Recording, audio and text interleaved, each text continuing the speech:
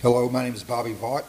I was looking through some things at the Democratic Socialists of America, their website.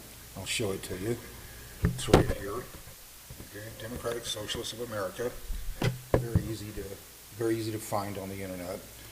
Okay, so some of this stuff should really scare you to death. And keep in mind, these are people who have direct ties to the Democrat Platform Committee. In fact, they even have endorsed candidates at times. In 2016, very obviously endorsed Bernie Sanders in the 2016 or 2020 primaries. So, but at the very least, they have ties to the Democrat Platform Committee. They've been there. They make proposals all the time. So, we're going to get into some definitions of capitalism and socialism and so forth. But first, I wanted to go right here and just show you a couple of things. The old, the white nationalism hysteria.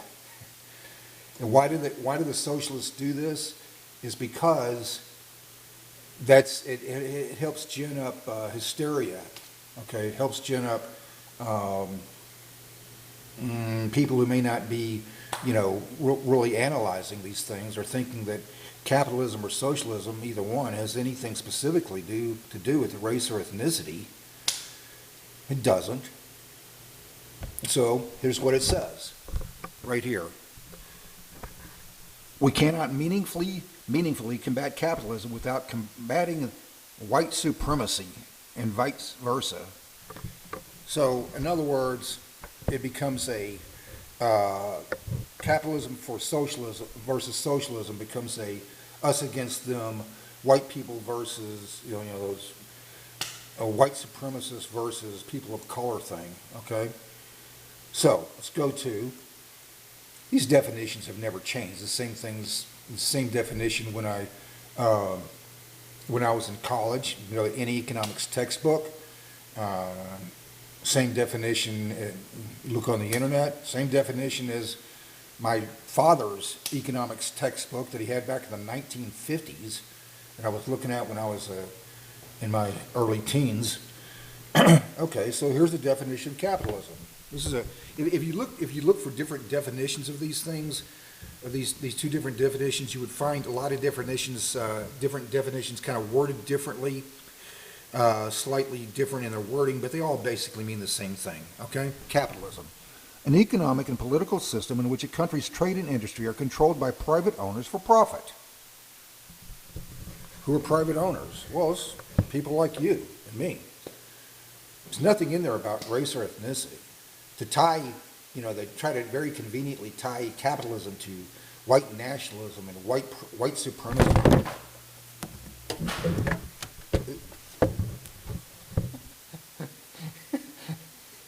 Okay, so they very conveniently try to tie capitalism to things like white nationalism, white supremacy. Nothing in there. Capitalism and socialism has nothing to do with any of that.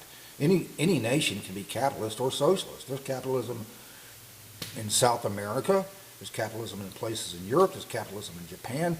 There's capitalism in South Korea, for crying out loud. I'm pretty sure the Koreans wouldn't consider themselves white nationalists is a word that's used in this website a couple of times. Okay, socialism. What is socialism?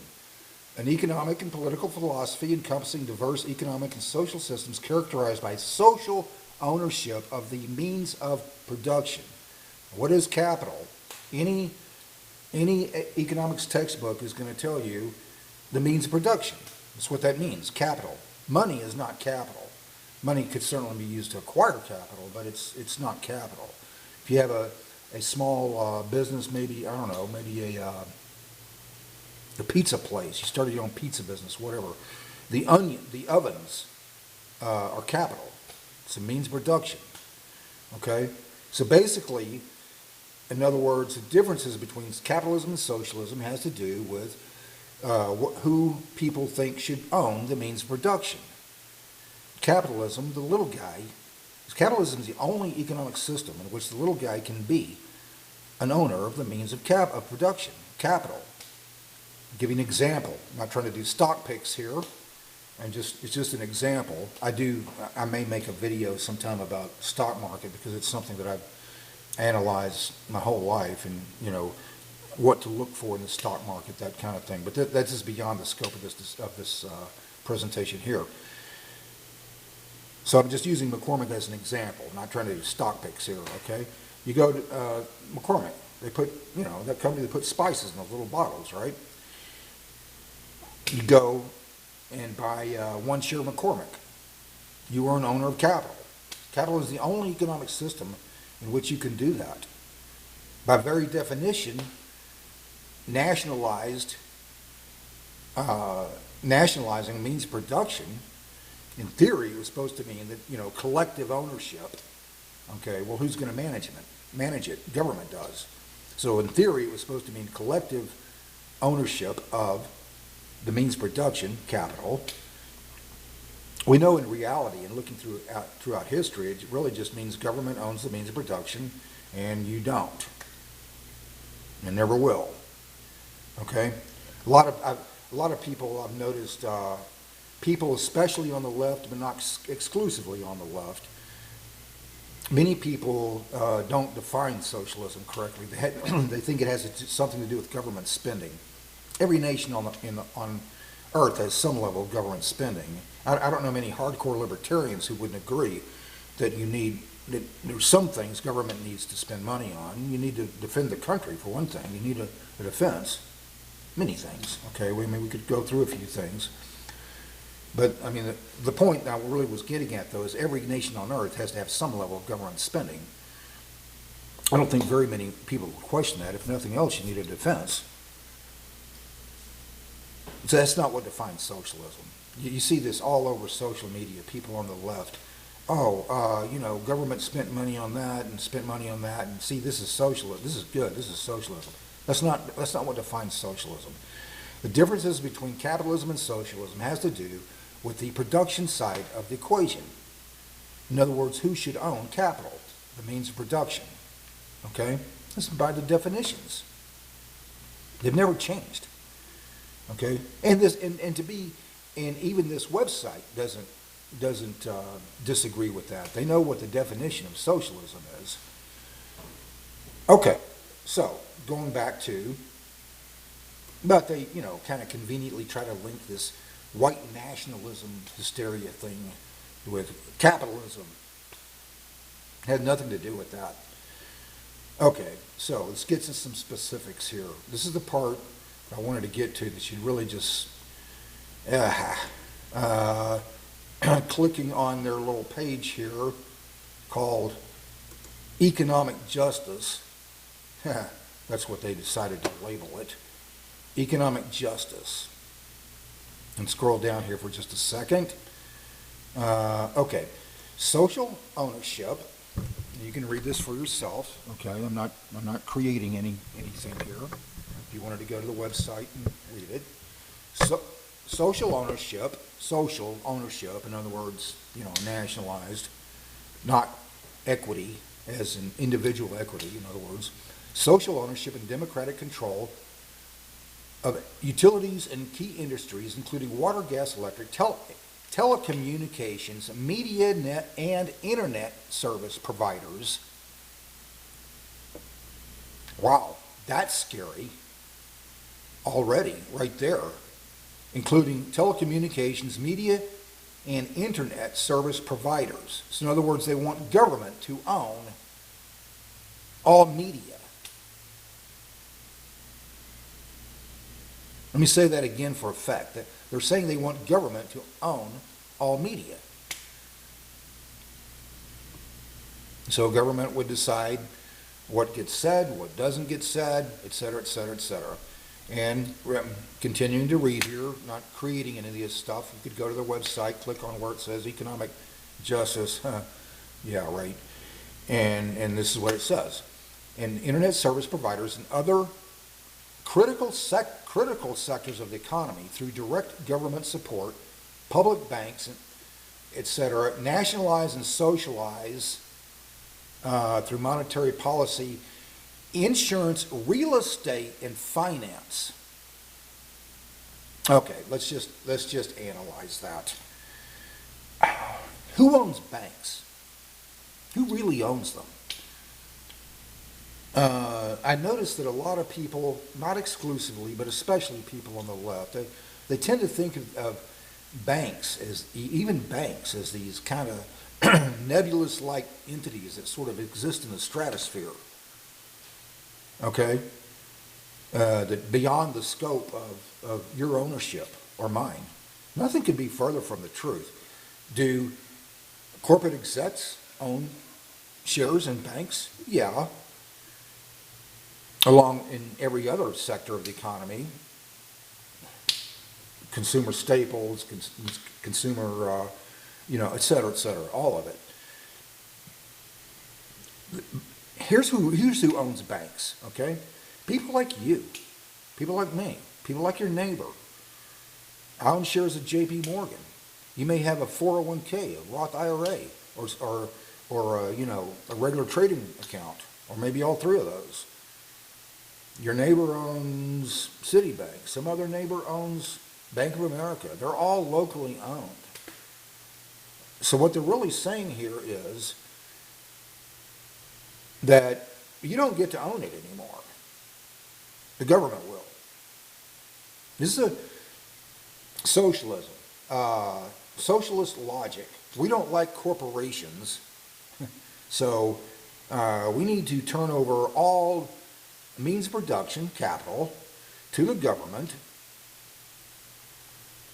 effectively making government the world's largest corporation with no competition and no higher earthly entity to check it. That's socialist logic. There's a contradiction in terms. And what's next? Bernie Sanders, we don't know. They don't tell us what's next. We know they want to socialize that. So what's next after that? Means of production and capital. Oh, institutions of including real estate. Government builds homes. Well, there goes somebody's stock in D.H. Horton, for example, or other things. And by the way, there is no mention anywhere on this page. If you have an index fund, you own some of those companies, maybe all of the ones that I just mentioned. Okay? So, there's no mention on this page anywhere of compensating people who are shareholders. No mention of it. For a couple of reasons. Because they have no intentions of compensating shareholders, people like you. If you have a 401k, if you have anything like that, Roth, no mention of compensating you for taking ownership of your shares. I guess whoever happened to own shares last just lost it. They can be bought and sold pretty easily with a click of a couple of buttons. It's like playing hot potato. Whoever owns it last, after they nationalize it, it's gone. No mention on this page anywhere of compensating people like you, shareholders. Why? Well, for one thing, they don't want to compensate you, and for another thing, they can't. Even if at some point they say they're going to compensate, how are they going to do that? There's not enough resources to do that. I don't know how many stocks are traded on the New York Stock Exchange. It's in the thousands, but just one company, the largest one, Apple, or one of the largest ones. I don't think Apple is the largest one anymore. I'm not sure, but anyway, just one company, Apple, is something like a $3 trillion market capitalization. Same for Microsoft, others we could think of. How are they going to compensate you? The last person who happened to own it after they nationalize everything. They're playing hot potato. Yeah. So if this person, they sell it, everybody trying to get rid of it. before it gets nationalized, I guess. That capitalism is the only economic system in which the little guy, you, can be an owner of capital.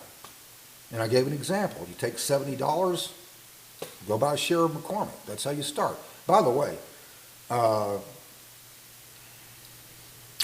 talk about the stock market a lot, maybe a little bit too much here because that's just what happens to interest me in terms of investing and so forth. It's not, I want to clarify, of course, the stock market is not the only way to participate in capitalism. There's a number of ways. Real estate, they want to nationalize real estate. It says it right there. Real estate, a small business, in other words, not, publicly traded like in the stock market, but, private equity.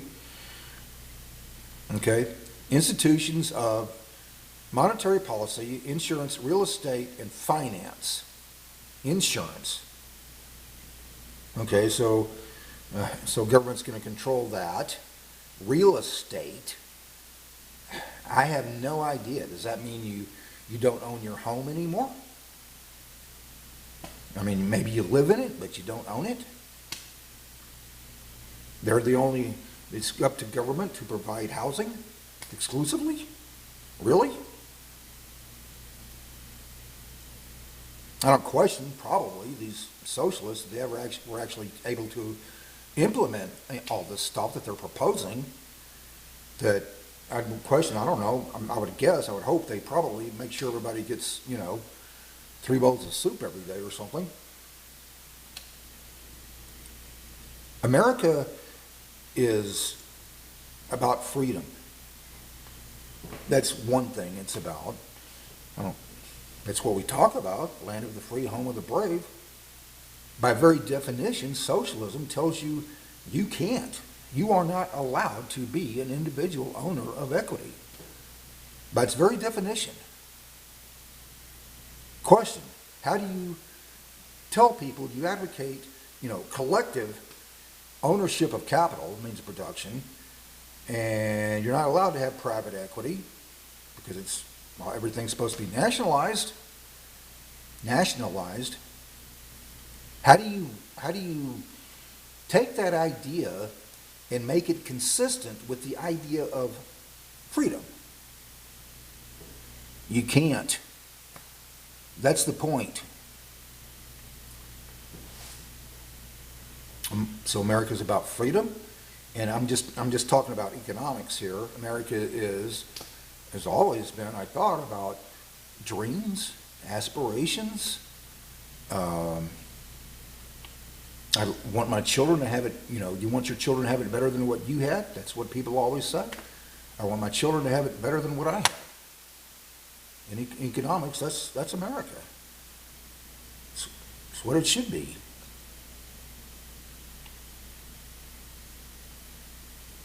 Implement public or commonly owned Wi-Fi networks with high-speed broadband internet management, internet service providers. We already covered that. They're telling you that government becomes the sole provider of media. Social ownership, control of utilities and key industries, including water, gas, electric. Those things are already regulated. If you own shares of American Electric Power, AEP, for example, well, there's a different kind of industry. It's kind of difficult to compete with the electric company because you have one company that provides electricity. It's actually the actual provider, and it's going to be a different company in different areas. In my areas, it's American Electric Power, AEP. Then you have a whole bunch of, I don't know how many companies that want your business. Like where I live, it's TXU. I currently have a company called Discount Power. That's my electric company, who I pay my bill to now. But it's all provided by AEP, American Electric Power. In another part of the country, it might be Con Ed. Another part of the country, it's something else. Okay, but that company, AEP, for example, it's already regulated because it's kind of difficult to compete with. You'd have to compete with them, you'd have to go out there and, I don't know, create your own power lines or something. Okay, so that's why a company like that has to go to the Public Utilities Commission to ask for a raise. And they usually get it. They ask for, they say, well, everybody, all these other prices are going up. So, they ask for this amount and they settle for that. It happens all the time. Okay, so it's already regulated. But in any event, the part that I was really wanted to focus on, though, telecommunications, social ownership, nationalized ownership, public ownership, commonly owned ownership of telecommunications, media, and internet service providers. All media. What's left? You really want to live in a world where, yeah, technically, I guess you would still have freedom of speech, except, it may not be on the radio or television or on the internet. I mean, the government's going to control that and decide all kinds of things. And not rocket science trying to figure out highly regulating things that doesn't support them. This stuff should scare you to death. And basically, nationalize everything eventually. Could the Democrats actually have this accomplished in the next, let's say, 5 years? Maybe not, probably not. If they keep winning elections, probably not. How long would it take? 10 years, 15 years? I don't know, 40 years? I'm 63 years old. Maybe it doesn't happen in my lifetime. We have no idea. There's no way of predicting that. As Yogi Berra said, predictions are difficult to make, especially the ones about the future. But in any event, so it's understanding the difference between precision and certainty. We have no way of knowing with precision how long it would take them to just wipe out everything. Stock market, bonds, they mentioned real estate, your life savings, gone. You become property, or at least economic property of the state, at their whim, how much they want to pay you, et cetera, et cetera, et cetera. If you nationalize everything, everybody's working for government.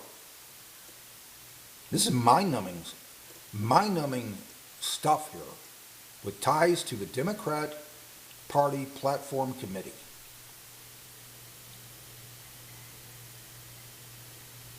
This whole website, I mean, I have no idea how many hundreds of pages it is.